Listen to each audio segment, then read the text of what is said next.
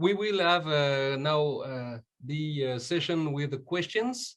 And actually, as a follow-up to what you just said, well, I should also mention that I would have questions for Lisa and Professor Uno as well.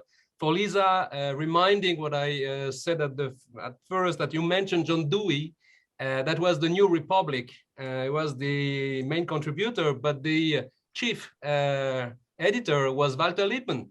And we are back to the question of this liberalism and how it is necessary to rethink it in order to, well, maybe see all the different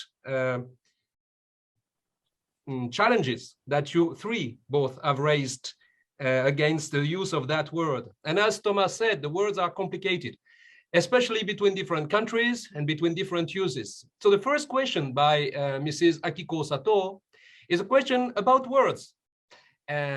She's translating your Vivement le Socialisme in Japan right now. And probably you can read the question or see the questions in the Q&A, Thomas. So I will shorten it and sum it up. The question is about a recent article that you published in Le Monde, the French newspaper, and where you oppose those nationalists that you've just mentioned, and some libéralisme élitiste, which is translated into English by elitist globalism. Now, the word liberalism becomes globalism. The question about Mrs. Sato is about that, in asking what you think about this liberal term, and what is the definition that you would give. And I would say one thing there to support that question. First, I thank Mrs. Sato because she's quoting what I mentioned about making differences between the terms at the start. But then, at some point, you mentioned you displayed the hypocritical way of confusing liberalism and elitism. And those are the words here, right? Globalisme élitiste or élitisme globaliste, libéralisme élitiste. Actually, you are reproaching those people who instrumentalize the word in order to defend causes or policies that are not necessarily related to them. And liberal people, or think following the definitions of liberalism, could well be agreeing with you on that. Liberalism and elitism are not the same thing. And equality of opportunity belongs not only to the various kind of socialism that were mentioned, including social liberalism by Professor Uno, but also to the essence of liberalism and deconcentrating the values. So to answer Mrs. Sato, what do you meant? What did you mean in that sentence? Il est temps que tous ceux qui refusent le choc annoncé entre nationalisme identitaire et libéralisme élitiste se ressaisissent et se rassemblent autour d'un programme de transformation économique. Maybe explaining the French situation for the elections now will take too long. Just tell us why the words libéralisme élitiste and elitist globalism would fit or would not fit for you in the translation. It's already difficult to translate in Japanese, so make it please clear and short as much as possible. Yeah. Thank you.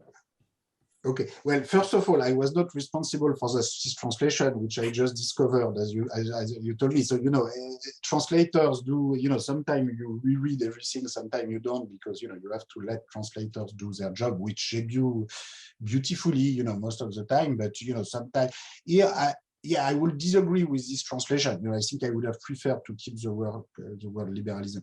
But answering, you know, the question more broadly, you know, I think the system of participatory socialism that I defend, you know, I think is a much, you know, sort of truthful expression of liberalism, and, you know, in a way is much more liberal than what, you know, the kind of platform that many liberal thinkers, or most liberal thinkers, you know, are pretending to put under the label of liberalism. You know, my problem with liberalism is, of course, not the abstract idea of liberalism, which is perfectly fine. And, you know, again, I think participatory socialism, to me, is, you know, sort of the ultimate realization both of you know, political democracy, political liberalism, and, you know, even economic liberalism, if you want. The problem is that in practice, you know, liberal thinkers use liberal rhetoric and the rhetoric of liberalism, indeed to defend a very elitist system. And I took the example of equal inheritance for all, or at least minimum inheritance for all in my discussion. In principle, liberal thinkers should be in favor of that, and some are in favor of that, but most liberal thinkers, at least in the public sphere, in the political discussion, I think not only in France but all across the world, are very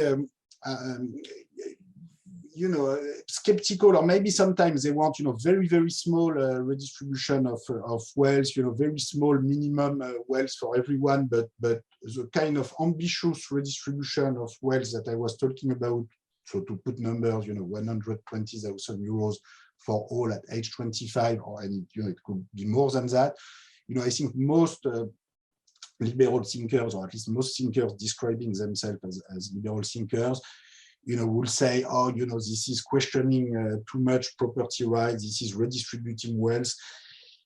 And there's a long, the key contradiction is, I think of liberalism, from the beginning is, liberty for whom? And are you talking about those families who already have property and transmit property? Or, are you in favor of some, broadening access to economic power, economic opportunities? And this is also why, coming back to the surveys that Professor Uno was showing us in Japan, which was very interesting. But, of course, the kind of answer you get has to do with the question you ask. So if you ask the questions, do you prefer freedom or equality? If you ask me the question, I will probably say freedom, but it's a very strange way to ask the question, because when you give minimum inheritance to all, so is this more freedom or more equality? Well, this is both more freedom and more equality. And, in the long run, this is a movement toward more freedom and more equality, that has been so central in our history, with lots of variation across countries. But, this is this long run movement. Now, some people, and I think some liberal thinkers will say, well, this minimum inheritance for all, this is an attack on the freedom of high wealth individuals, to transmit their wealth to their own children.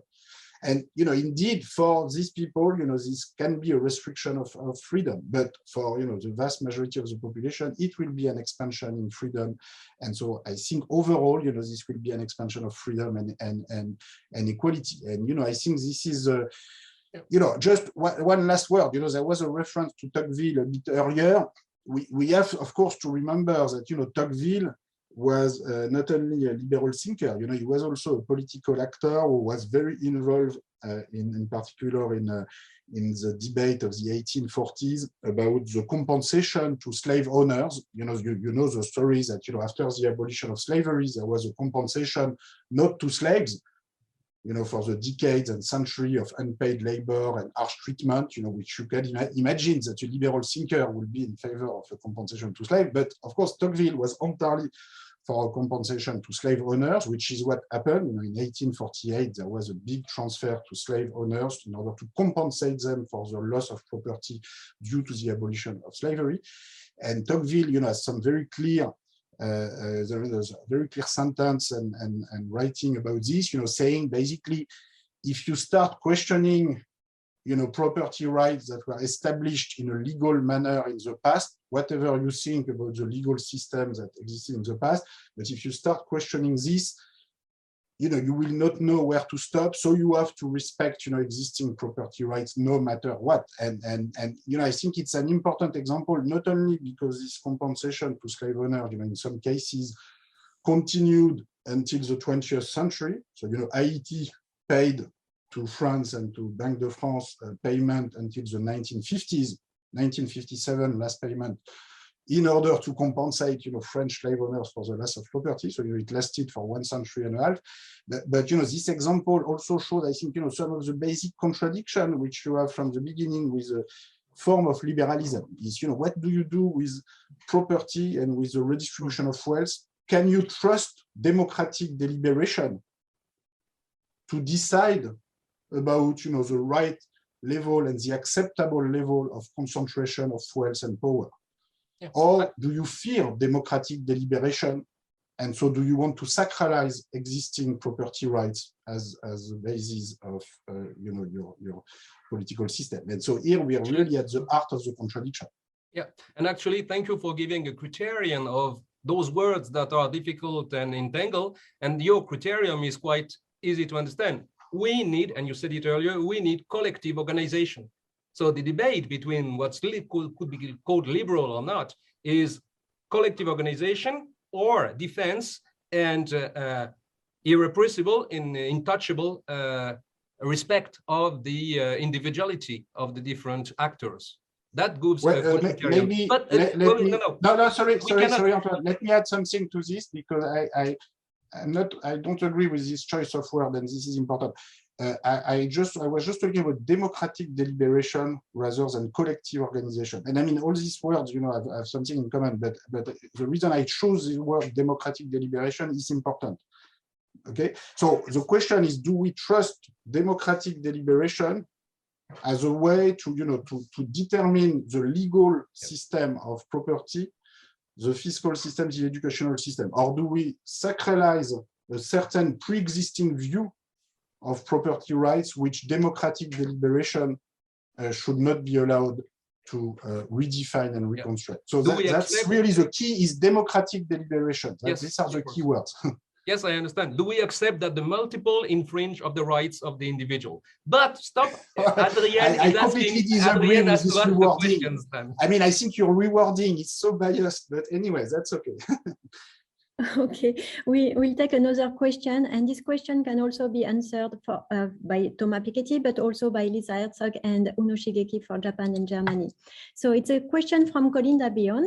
According to the Observatoire des Inégalités in France, the very rich are getting richer, the poorest are slightly less poor, but the middle class is dropping into poverty. History taught us that never any government helps the poor people of this population. Any improvement for equality was reached into a rebellion of the poorest. According to this, don't you feel like it will only get worse until poor people rise up? Also, what it seems to me is that little by little, people nowadays are fighting like in a parallel world, despite government rules. For example, eating more organic, a little going against liberalist market system for France, at least. And the second question related to the first one is how young people who lost interest and faith into government can keep hope for the future, and what would you tell them to actually change things? Sorry. Yeah, so revolts against injustice, have always played a major role, of course, in historical transformation, from the French Revolution to US Revolution, until the Yellow Vest movement, if you want. So, this revolts against injustice, will continue in the future, and of course will play a major role in the process of social transformation in general. But I want to stress that what matters in the end is the construction of new and alternative institutions, and social revolt in themselves and pure balance of power in themselves is not sufficient to generate sort of a spontaneous consensus about what kind of alternative institution you want to put in place. And we have, of course, lots of historical experiment and experience where this focus on the balance of power led to even worse institutions than the oppressive institutions that were supposed to be replaced. So what I really want to stress is that we should be very skeptical about anyone pretending that we already know what we want. We already know what kind of alternative institution we want to put in place. No, in fact, when we get into the details of how we define educational justice, how we define fairness in the distribution of wealth, how we organize a transnational parliamentary assembly to take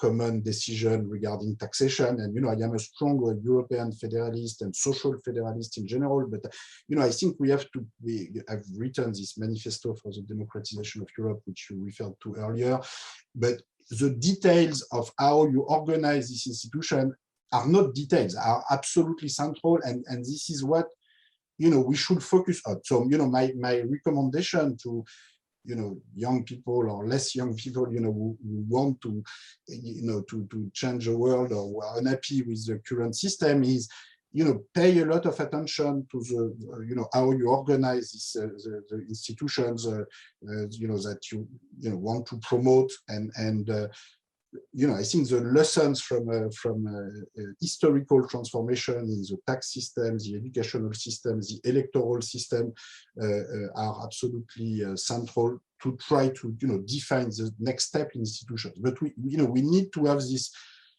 precise discussion about tax rate, about educational spending, about voting right, about financing of political campaigns. If we remain at an abstract level, about collective organization, individual rights, etc., but we don't embody what we claim in sort of concrete social rights in terms of participation to decision-making in companies, participation to financing of political campaigns, access to educational resources, access to minimum inheritance. If we don't have this concrete discussion about social rights, then we are not going to make a lot of progress. Thank you. Lisa Herzog or Professor Shigeki Uno, would you like to answer the question? Yeah, let me maybe just pick up this point about what should young people or people in general do. And I often get this question in the form of how not to become cynical and just go along. And one of my last books was called Reclaiming the System. And what I mean by this is that we all act in organizations. We have various roles. We act in universities, in the media, in companies, whatever.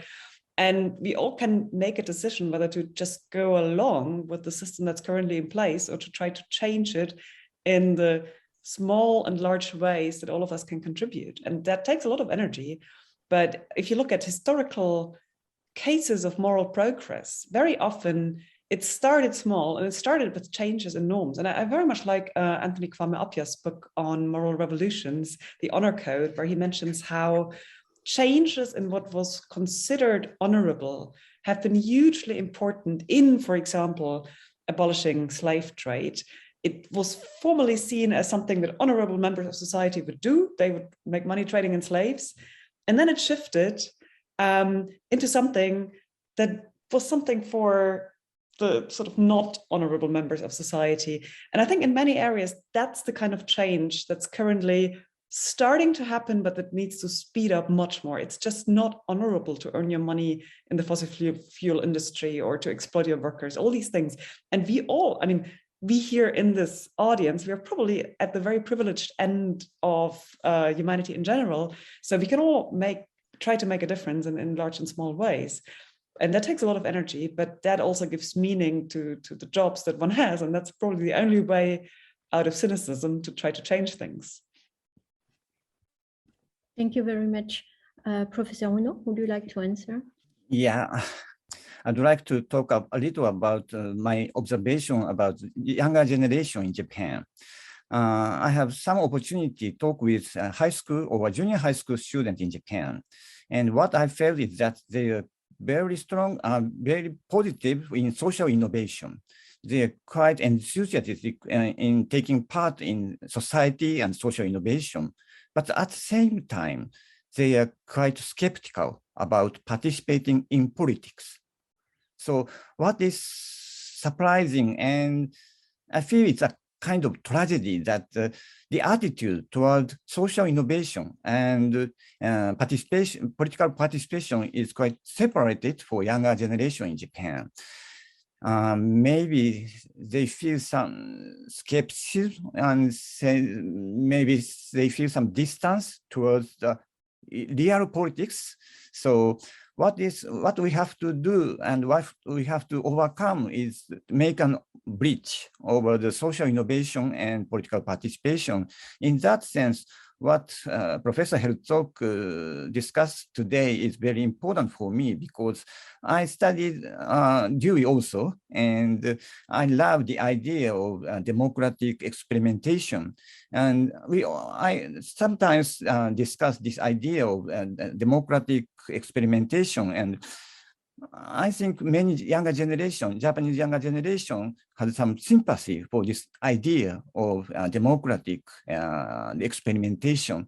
So the key is this kind of democratic experimentation to make a bridge between the idea for the social innovation and the political participation. Thank you very much, Professor Huno. We have quite a long question for Thomas Piketty. Gilles, maybe you will yes, summarize by it. Kazuo Kodama, and let's make it short, even if you can read it, Thomas, it will help also. I will also make it larger. So Kazuo Kodama-san is asking about our colleague at the University of Chicago, Raghuram Jarajan, who is pointing out that there is not only inequality of income or inequality in assets, but also inequality of opportunity, access to the acquisition of skills, status, access to skills. Well, it is multifactorial, as you pointed out, Thomas. So the question is, since our colleague seems to not favor necessarily more fiscal spending and higher taxes, but to insist on other aspects of this diminishing other factors of disparity, what is your reaction to that? And more generally speaking, since you have mentioned your books and a long career in discussing in the States, here in different countries, in France a lot, etc., what would you say your present situation is regarding the profession, let's say the economics profession? Do you situate yourself like you did before you published, for example, Capital in the 21st Century? So first, disparity, and what to do besides higher taxes, as high as possible, we get it, but what else due to this multifactorial disparity? And second, your own position, maybe since we are getting at the end of the time, we'd like to know where you are, where you stand now.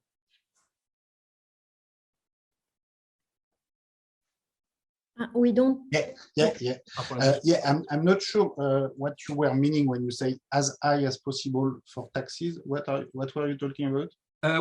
When you mentioned during the talk the tax rates during the 50s, etc., in the States reaching 91%, and so you mentioned that they have been decreasing and that they could become higher again. But not, it's not often suggested that it could be as much as you would like them, you would like to see them.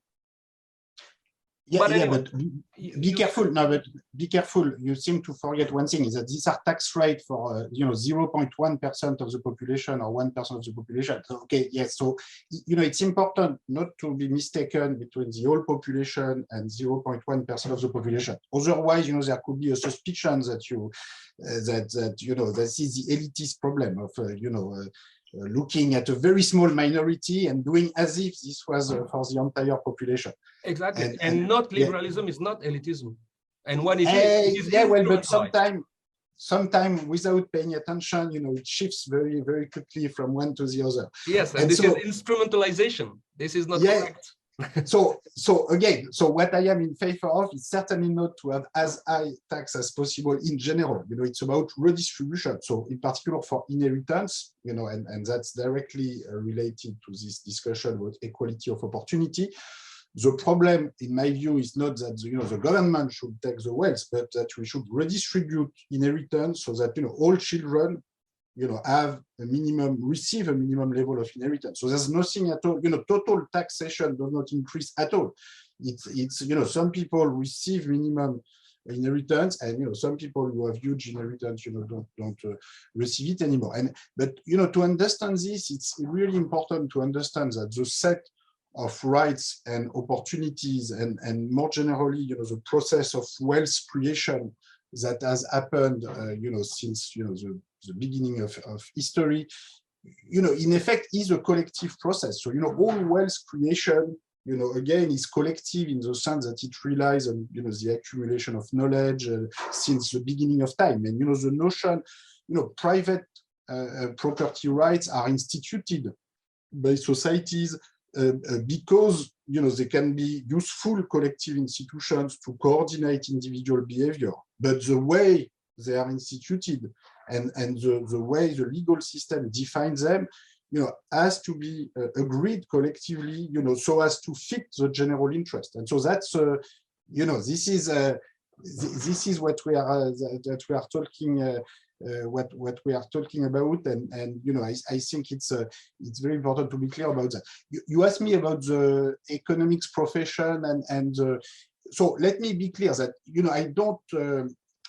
I don't view myself. I view myself more as a social scientist than as an economist. I think the idea that economics is a separate discipline that has nothing to do with the rest of social sciences and nothing to do with history, sociology, political science, philosophy, it's a huge mistake. And the illusion that economists, have built a science that is so scientific that nobody else can understand, I think is at the origin of many of our problems today, including our democratic crisis. But I think it's so economists have a big responsibility for that. I also think that, other social scientists have a responsibility for letting them do that. And I think, economic issues and discussion about wealth and income and wages and educational budget and tax rates are discussions that everybody should take part to. And I think it's always a problem when people say, oh, I'm not an economist, so I cannot talk about that, because this is the core, this should be the core of democratic deliberation. And so I view my work as trying to continue and try to bring at the forefront, the tradition of economic history, social and economic history that was once developed by the Annales School, for instance, in France, where historians looking a lot at the history of wages, the history of property, the history of taxation, and which has since the 1980s, the 1990s, it has this tradition has weakened, but it was very strong, particularly between 1930 and 1980. And I think it has weakened mostly for wrong reasons. And I think it's this is this tradition that I'm trying now to resurrect. So if you ask me, the economics profession, sometimes I am not so optimistic about the economics profession. Well, there are some interesting segments within the economics profession, but I am more optimistic in the young generation of historians, sociologists, political scientists, going back to tech economic or socio-economic issues and bring refreshing perspective on this. And we surely agree on that, and we thank you for cooperating to the journal, to the review of economic philosophy. We're working in the same direction. Excellent. And about Raghunarajan, our colleague from Chicago, and the question by Kazuo Kodama, and the disparity of what else behind taxes may help. Oh, I mean, I thought I had already answered about educational justice, etc., and voting rights. So most of what I'm talking about in terms of access to power in firms and political participation in election, through funding of the media, funding of political campaign, voting rights in companies, access to education.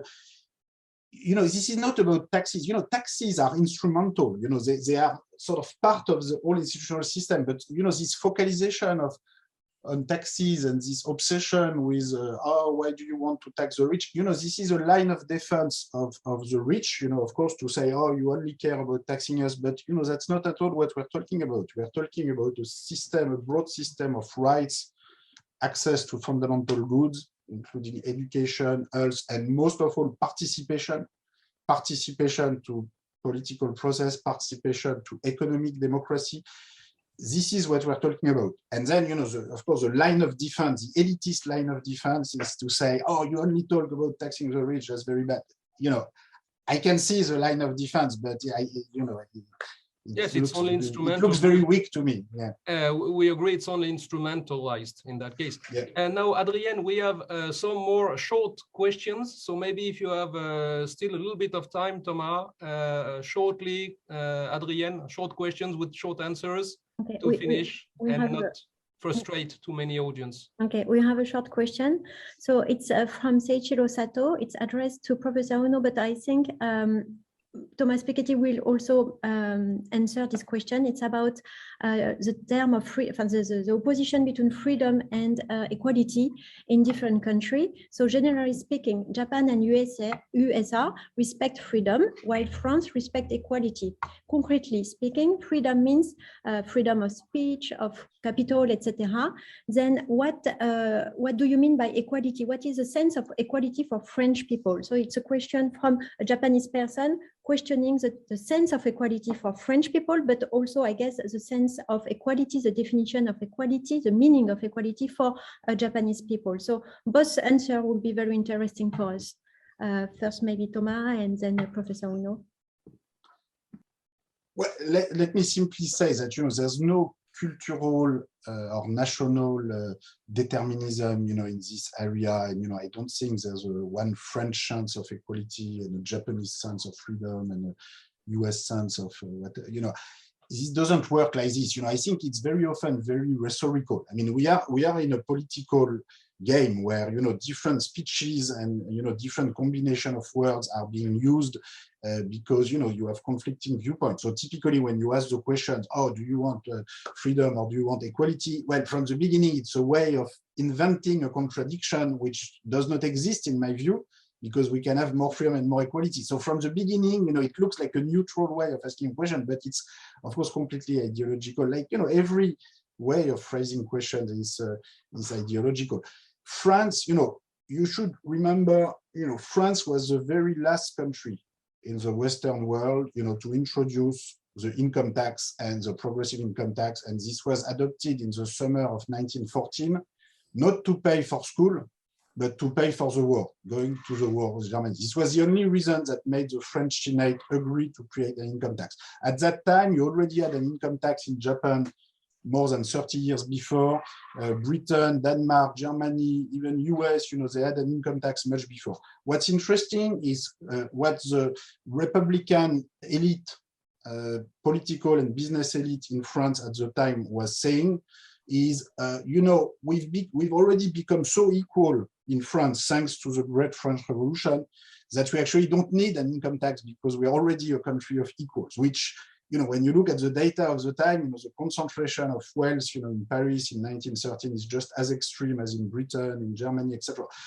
So there was, political instrumentalization of the idea of France being more equal than others, in order to resist, sort of minimum tax reform, which all other countries had already adopted. So this is just an example to show you, that, this idea, for instance, of France sort of being in love with equality, since the French Revolution is sometimes a way to dissimulate a lot of hypocrisy. Like today, France is a country where, we're going to spend 3 times more resources per capita for the students going to the Grande École and to the more elite schools and to the students going to the normal university track, in spite of the fact that the former, have more socially advantaged origins than the later. So, yeah, we have to be very careful about the way these terms are being used and instrumentalized in different countries. Thank you. Thank you very much, Professor Uno. Yes, of course, I know that the idea of freedom and equality is quite ambiguous and depending on the social or historical context. So it's quite difficult to define and what kind of liberty of equality that Japanese people understand is so difficult to say. But we just started our project the survey of NIRA, that is to understand what how Japanese people understand liberty and equality. So it is just the beginning of our survey. So at the present moment, I cannot say much about the idea of liberty and equality for Japanese people today, but what is quite surprising for me is that the percentage of the people who prefer equality over liberty is quite low. It's a little surprising for me because, of course, the idea of liberty is to some extent abstract for Japanese people, but the equality is quite concrete and very important and definitive idea for Japanese people. But still, the number of the people who prefer equality over freedom is quite low. So I cannot say something definitive at the present moment, but this is some kind of symptom of the Japanese people's mentality or attitude to the politics or society. So I would like to study and continue our investigation for this, how people understand liberty and equality in contemporary society. Thank you very much. Lisa Herzog, would you like also to say a word about those concepts? And maybe remind the audience of the title of your book, since the question was asked to us many times. Yeah, well, I'm very much on the same page as Thomas Piketty here. I think it's a misconception, and I mean, I've never done this, but maybe other people in the room here have. But I think one should probably do some research into when this was actually started to really oppose freedom and equality. My suspicion would be that this is very much a Cold War framing of things, where the alternative is always either you have a free enterprise economy where freedom is very much tied to property rights, economic freedoms, not so much political freedoms. Think about how in the US in the 50s there was the anti-communist witch hunt, but individual freedom of sort of the little business owner. That was sort of the picture, and the idea was that equality would always lead to a totalitarian system. And I once talked to an older historian of economic ideas about this, and I said something like, it sounds like when you have something like a welfare state system or a public health system, you'll immediately, go down into the gulag. And he was sort of saying, yeah, well, that was the mentality. It was very much, once you start attacking, reducing, reframing individual freedom, and again, this was understood as property rights, there's no way to stop this slide into a really illiberal system. And this is just empirically, historically, completely wrong. But it shapes the debate up to this day. And especially in the US, I mean, the very term of the use of the term socialism is so loaded there. That's completely unhelpful. They usually mean something that we would probably more call social democracy, but it's just a fighting word. And it really doesn't make it possible to have meaningful discussions about what we mean and for whom. And I mean, unfortunately, the whole discourse is also really distorted in the sense that there's money behind certain conceptions of freedom. I mean, there's a freedom center at the University of Arizona sponsored by Koch brother money. So capitalists are aware that it's beneficial for them if people understand freedom as meaning free enterprise and property rights. And that's why they sponsor philosophers who think that freedom consists in mostly individual property rights.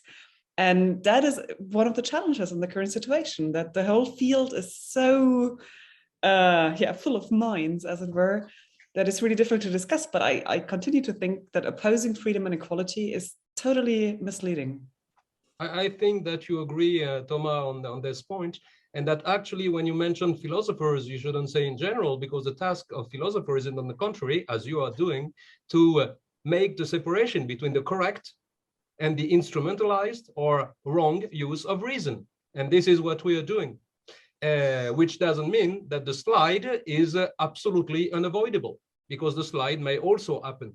There is a question, but maybe we don't have time. Adrienne, tell me, from Judith Erika Magyar about the tendency to, with the crisis that I started with, the crisis of liberalism today, to encourage illiberal systems where actually and political democracy and economic freedoms and academic freedoms we are concerned, for example, in some countries in Europe, they are threatened at the same time.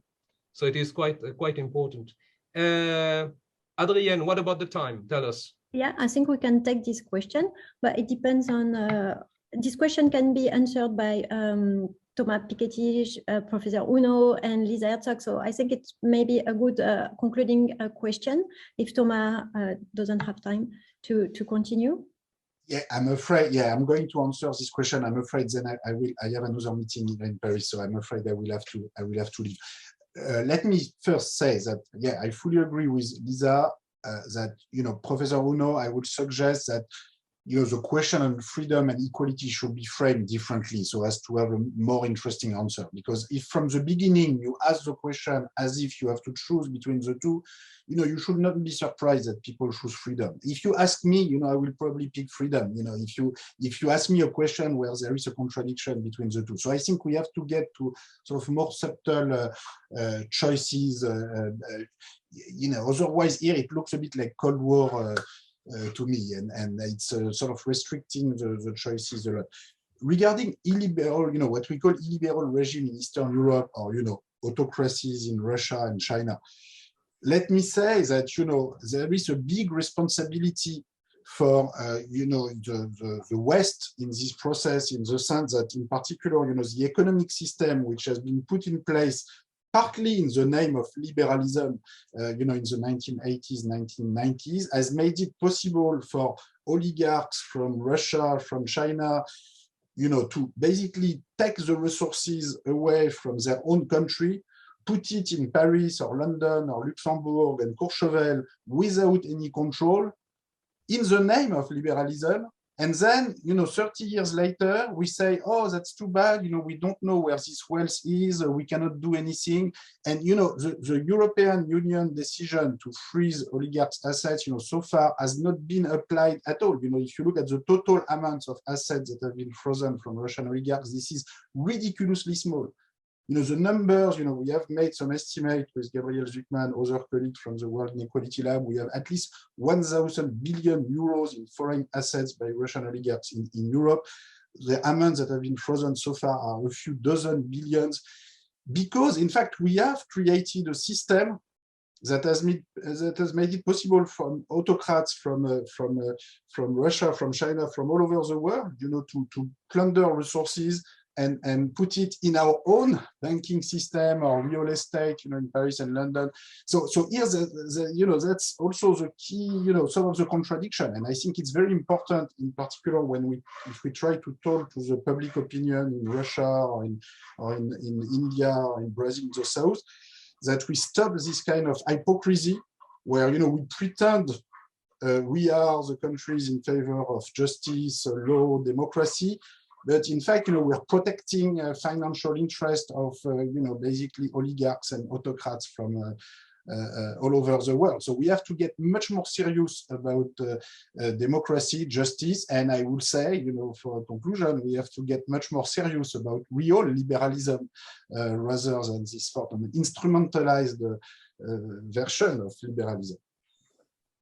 And again, I'm sorry, but I'm going to have to run to another meeting in Paris. So I'm afraid I'm going to have to say hello to everybody. I know this is not very polite to leave in the middle, but here I really have to go. I'm sorry. And we thank you again very much, Thomas. I know that the audience has been by the hundreds, many hundreds, and that we are all glad that you accepted to be here to launch our 3 days conference on the future of liberalism, by showing the difficulty in discussing the term, because making a challenge for it means to make it clear. So the task belongs to people who claim themselves to be liberal, to be able to answer and say exactly what they are saying and what they are thinking about. That's the best challenge that you give them. Thank you. Thanks a lot. Thank you very much. Bye-bye to everybody. Bye-bye. Thank you. So we will continue the general discussion, first of all, by answering this question about illiberalism and the question of the erosion of the rule of law in the democratic framework. Maybe Lisa Herzog, you want to answer? Yeah, thank you. I'm not sure I can speak about the erosion of the rule of law, because I mean, this would have to be made much more specific what is referring to, because in the European democracy, I'm not sure we have such an erosion. I don't know about Japan, and the US is very complicated. About the illiberal democracy, so I know most about the countries in Europe that have gone into this direction, Hungary, Poland, and so on. And let me just say a few things about where I think democracies need to do more to protect themselves against the tendencies that have played out in these countries. There you did have, of course, a loss of the rule of law, but what you had first, if you look back to the 1990s and 2000s, you had a very drastic form of economic transformation that led to some winners, a general rising of standard of living, but also a lot of insecurity, and apparently a great sense among many people that they want more protection from the state. And the populist leaders promised to give them that. They also gave them a certain amount of self-esteem by blaming others.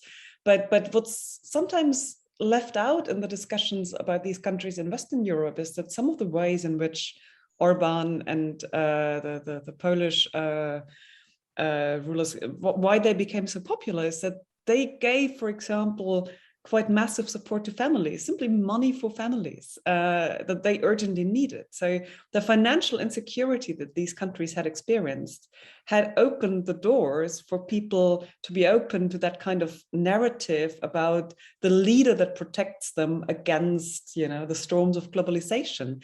And you have something similar in the narratives about Trump. So in that sense, I think to protect democracies from this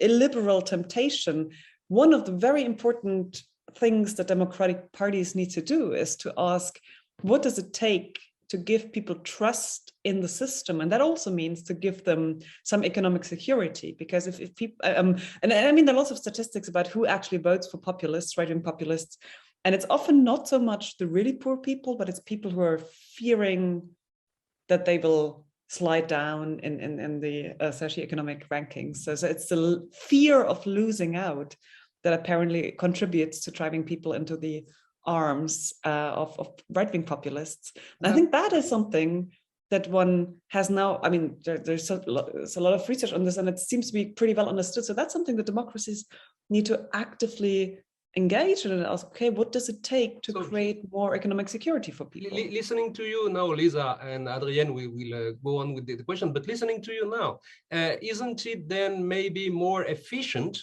to re-establish some confidence in those people who are suffering in the liberties, and therefore in liberalism as the expression of those liberties, rather than fighting against a name of liberalism that is not, that has been instrumentalized, and that is not the case? Isn't it more efficient to defend the term instead of attacking it?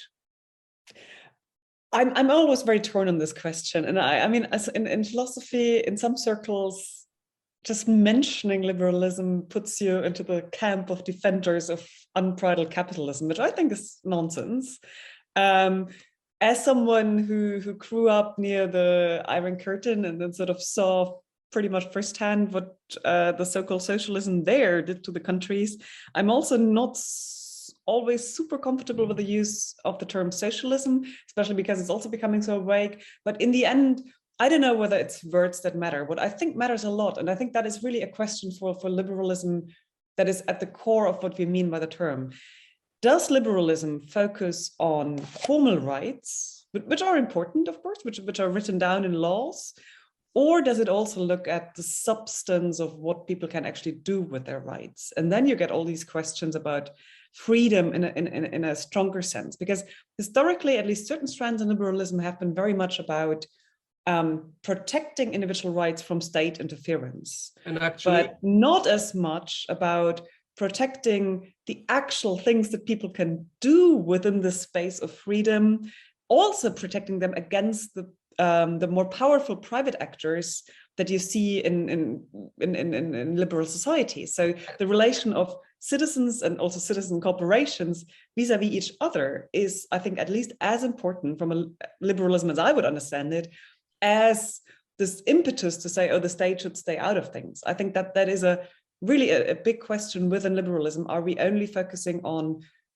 formal rights vis-a-vis the state, or are we also focusing on substantive freedoms and the relations people have with each other and with corporations in the countries? And the term that Thomas used earlier in this talk, talking about real liberalism, and that's what a philosophical approach would be, going from the words and the way that they are used mistakenly sometimes, the words that are in the dictionary, which is the page of this conference, to the reality of the thing, to the reality of the concept. We are looking for ein starker, strenger Begriff, and we are looking for making those concepts useful for the future. Now, Adrienne, about the other questions but that maybe we can listen to Professor Uno about this question. Okay. Very first of all, I'd like to say a little about our survey, that is the separation that to choose between liberty and freedom. Of course, I totally agree with Professor Piketty and Professor Herzog that we should not separate liberty and freedom. We need more freedom and we need more equality. So in that sense, the way of our survey is inadequate.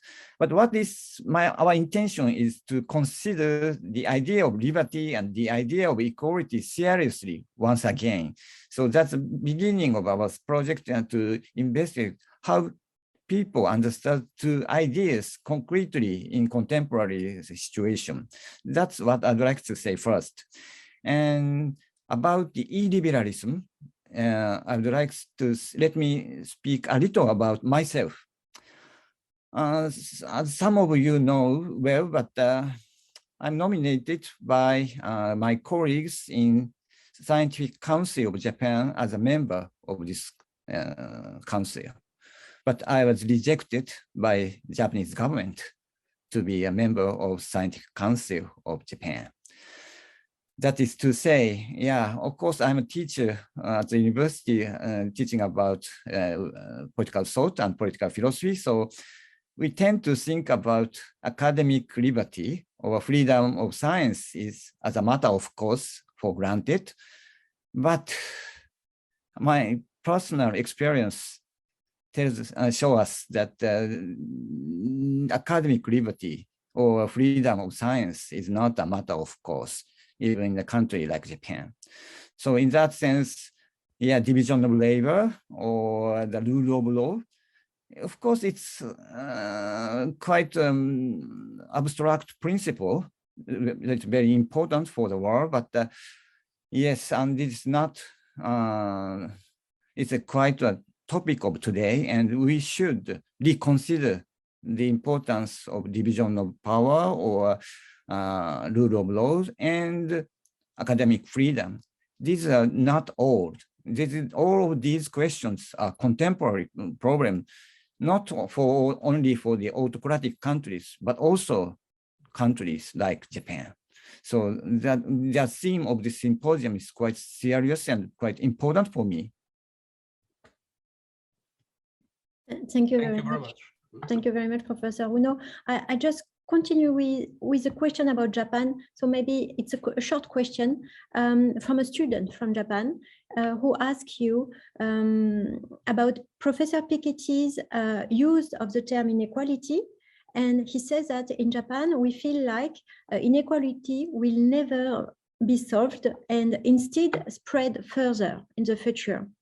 And this person is asking you, what about this interpretation? How and what could you say about this interpretation from Japanese people? Yeah, it's quite difficult for me to understand in a short time, limited time, but yes. I think that, yes, this kind of interpretation is possible. And And even Japanese societies, despite a lot of difficulties and expanding in disparities in Japanese society and economics, but still there is a big tendency to the equalities. And in that sense, I'm quite feel sympathy for the optimistic idea of Thomas Piketty. So yeah, that's what I can say for the moment. Thank you very much, Lisa Herzog. You wanted to add something? Yeah, just briefly, because I think that's not only something that happened in Japan. It happened after the first book, especially when people saw this formula R greater G, and the whole book was reduced to a message of inequality will rise forever and ever unless there are big world wars. And that, of course, would be a very pessimistic message.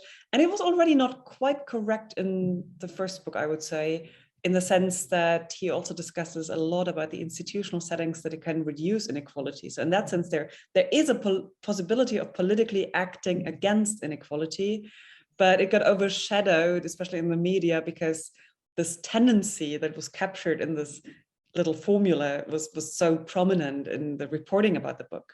And I think in the later books, Piketty made much clearer that this is not what he wants to say. He wants to say, well, there are certain tendencies that explain how we got here, but economics is not Newtonian physics. There aren't laws like this. And I mean, there's all kinds of questions one could raise about whether one should use these kind of little formulas. You could ask us a similar question about, Adam Smith used this phrase invisible hand, and people then only focused on that, not reading the rest of the book and seeing how much more complicated his views were.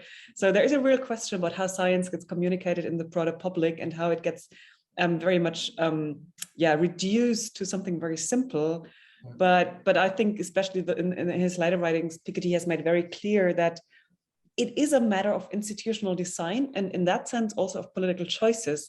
Although just to add a bit my own perspective here, what does get you into trouble is if you have such high economic inequality and at the same time a capture of the political system by the economically powerful, that you get in a sort of self-reinforcing cycle. And that's a kind of feudalist, self-stabilizing cycle. That the rich are economically and politically powerful, so they can distort the rules of the game such that they can become even richer, then they have more political influence, and sort of always goes back and forth at the cost of the rest of society. And if you look at phenomena like, for example, in the US, the Citizens United judgment that basically has abolished any limits on donations in politics, you really wonder where this country stands. But for other countries, I think it would be a total exaggeration to say that we are trapped in a kind of feudal system and there's no possibility of political agency any longer. About the general rules, and are there general rules in economics, that would have been one more topic that we would have liked to discuss with Thomas, of course, because the R rate of return of capital strictly superior to G, rate of growth of general economy of a society, is one such very general and all-encompassing and all-explaining rule, whereas the point that you make, Lisa, is essentially about institutionalism and how this is embedded into the reality of different societies and civilizations at different time. So that would be one issue on the epistemological level that actually I mentioned as one of the crises of liberalism right now. Now, one question for both of you, please, to maybe Adrienne, we'll keep the time, but there is one question about peace. And since we are in a situation where for the first time in many decades, war is seriously back into Europe. It was in the 90s in former Yugoslavia, yet the size and the implications of the present conflict in Ukraine is more impressive and maybe quite important. So here is the question from an anonymous people in the audience that we are thanking. I guess economic inequality and excessive economic competition stem from conflicts between nations, not the reverse order, not because there are conflicts between nations competing like in the Marxist framework. The contrary. Yeah, economic inequality and excessive economic competition stem from conflicts between nations. Now, is the idea that peace eliminates economic inequality a too innocent question?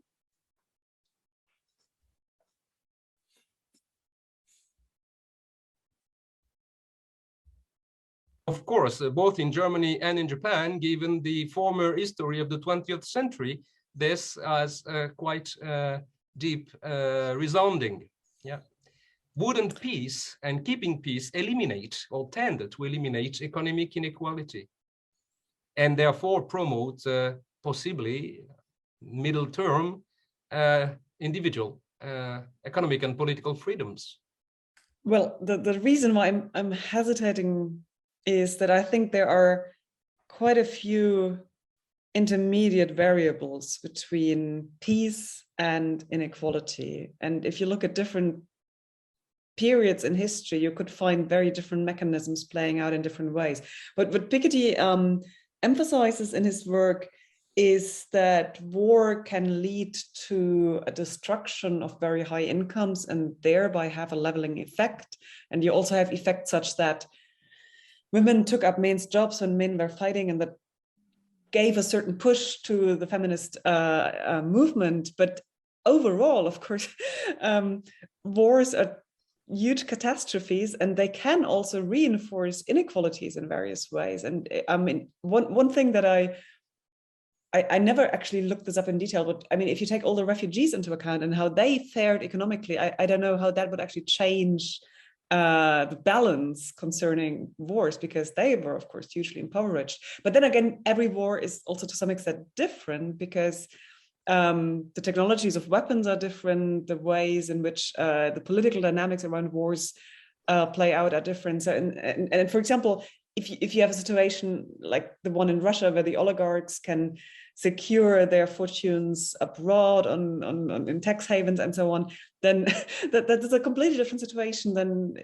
in other countries. So I'm not sure whether there can be a one-to-one relation between the peace and economic inequality. There are just too many possibilities of what else can happen. But there's one phenomenon which people probably know, but let me just briefly mention it. There is the so-called democratic peace hypothesis, which is that democratic countries tend not to go to war with each other. And people discuss about counterexamples, but overall, it seems that the more you have real participation of the population in decision-making, the less likely it is that countries do go to war, because the people who will suffer most are involved in decision-making. If you have a very autocratic system where someone like Putin can just send people off to die for him, then it's much easier to declare war than if those people whose sons and daughters, or who themselves actually have to go to war, have to be involved in decision making. So that is pretty well established. So then one very interesting question is, of course, how do democracy, economic equality or inequality, and peace hang together? And maybe one could make an argument saying the more stable and the more fully democratic a society is, with democratic values and forms of participation really embedded, the less likely it is that they will go to war. And then you can ask, okay, what are the socioeconomic conditions for democracy to be really stable? And then I think there are many arguments one can make for saying, well, inequalities shouldn't become too large, because that would threaten democratic stability.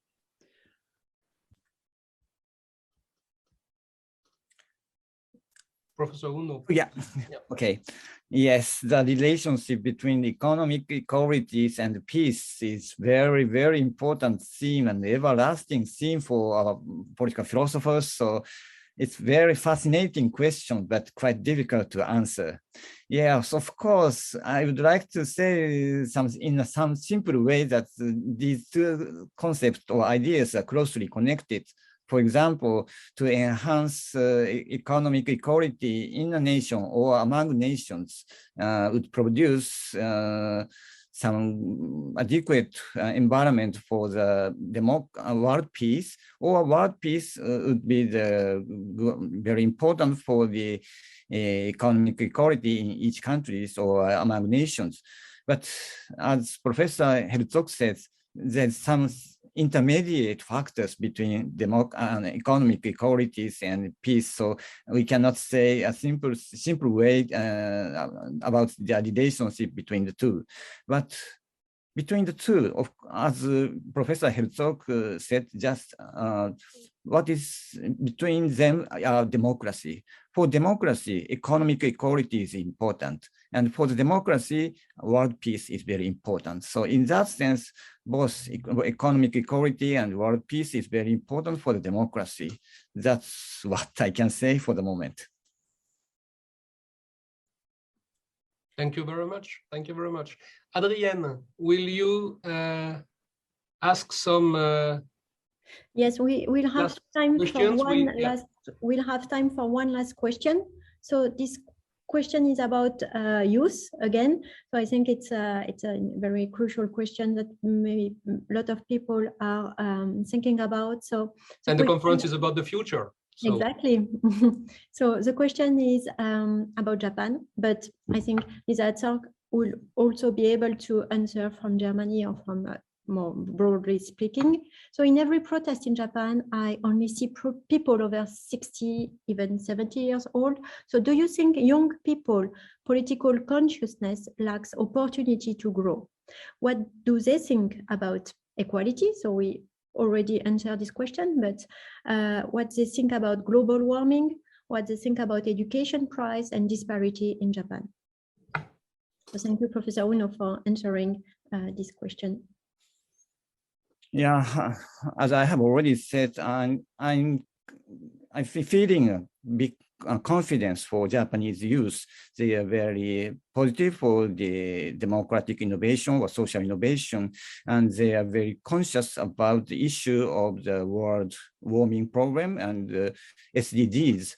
So it's quite important to develop democracy in Japan. It's the key issue is the SDGs problems, and I think the future of liberalism or future of the younger generation in Japan is quite hopeful, for my understanding. But the problem is that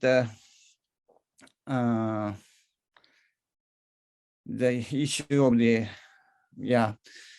it's rather the older generation that is a problem. I think the younger generation is more have more consciousness about these problems, and rather the older generation is quite reluctant to tackle with these questions. So that's rather the problem for Japanese society today. Thank you very much. Lisa Herzog, would you like to answer? I can't speak about the Japanese youth, but what I see in Europe is sort of two contradictory tendencies in a way. And on the one hand, I see a lot of mobilization, a lot of interest, especially around the topics of climate change, as Professor Shitaka also mentioned. On the other hand, I see that once people leave universities and start their first jobs, and then they have children, they are in a treadmill of having to organize work and life and childcare and everything that makes it very hard for them to remain politically active. So you have student activism, and then you have people between the 30s and 40s or so who are really in, sometimes it's a really economically difficult situation. Sometimes it's just the logistics of having two careers and family life and everything that makes it very hard for people to actually even just, take a moment to sit down and think, okay, what is it actually that we want and what kind of changes are needed?